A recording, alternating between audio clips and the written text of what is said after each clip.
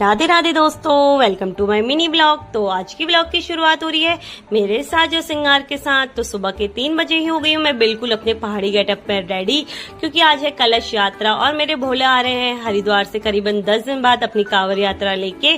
तो शिवाय ने बोला था मम्मा मुझे भी पापा से मिलना है, तो मुझे भी सुबह उठा देना। तो मैंने इसको जैसे जैसे उठा तो दिया था, पर इसकी नींद पूरी नहीं हुई थी। तो इसने बोला मम्मा मैं नहीं आऊंगा, मैं बुब्बू के साथ आऊंगा। मैंने कहा चलो ठीक है। तो हमारे साथ साथ मम्मी पापा भी सभी उठ गए थे, क्योंकि मैं सुबह के 2 बजे से उठी 3 बजे तैयार होके मैं बिल्कुल रेडी होके बैठ गई थी। और हमारे साथी अभी तक आए नहीं हुए थे और 4:30 बजे वो आए।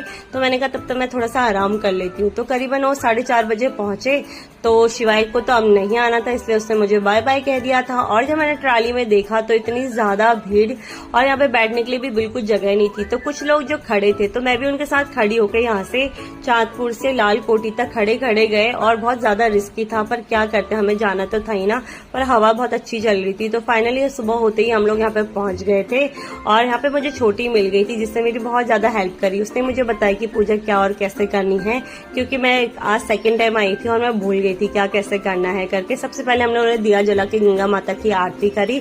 उसके बाद छोटी ने मुझे बताया कि यहाँ पे सिक्का चढ़ाना है, उसके बाद ही हम लोग यहाँ से गंगा जल ले सकते हैं। तो मैंने भी यहाँ से गंगा जल ले लिया था। और मेरा घड़ा ना सबसे ज्यादा बड़ा था, क्योंकि हम पहाड़ियों के होते ही है ना, और सारे राणा लोग थे, तो उनमें सबसे ज्यादा बड़ा घड़ा मेरा ही था। और छोटी ने मेरी कलश बनाने में भी बहुत ज्यादा हेल्प करी। उसके बाद मैं फटाफट से ट्रैक्टर ट्राली में बैठ गई, क्योंकि आते वक्त हम लोग खड़े आए हुए थे। तो मैं नहीं चाहती थी कि अभी भी मैं खड़े वापस जाऊं। तो फटाफट से अपनी मैंने जगह बना ली थी। और दीदी ने भी मेरे सर के लिए वो बना दिया था कपड़े का, ताकि कलश मुझे चुभे ना। और सबसे बड़ा देख सकते हैं आप कलश, सबसे बड़ा कलश मेरा ही है।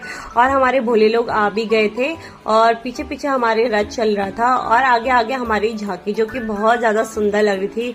भगवान शिव और पार्वती की जो जोड़ी थी, और ऐसे ही राधा कृष्ण की भी थी।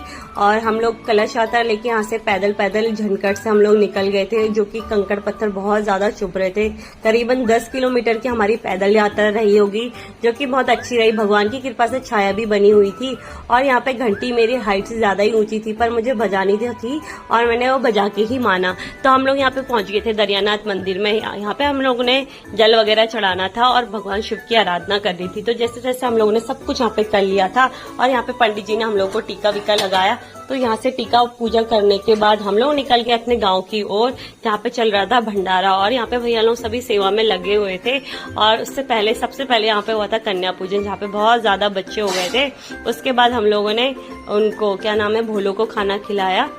इस वीडियो को यहीं पे एंड करती हूँ। मिलती हूँ आपको नेक्स्ट वीडियो में। अगर आपको मेरी वीडियो पसंद आई तो लाइक कमेंट शेयर